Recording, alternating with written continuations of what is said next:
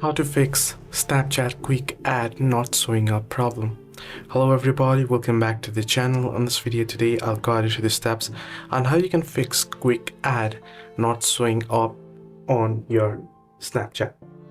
Well, the process itself is pretty simple and pretty easy, so let me guide you through.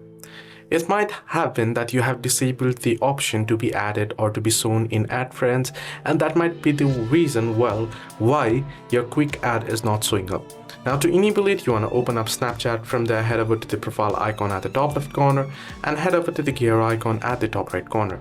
Scroll down and under privacy control, you should be able to find the option See Me in Find Friends. You want to tap on it and you want to make sure it is enabled. You want to make sure it is toggled on.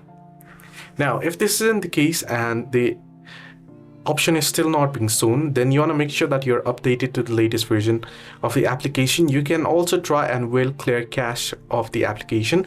Simply head over to Snapchat, head over to the settings in gear again and scroll down, and you should be able to find the option that says clear cache. You want to tap on it and go ahead and clear the cache.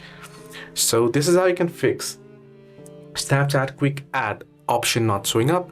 Hope this video helped. Do like and subscribe.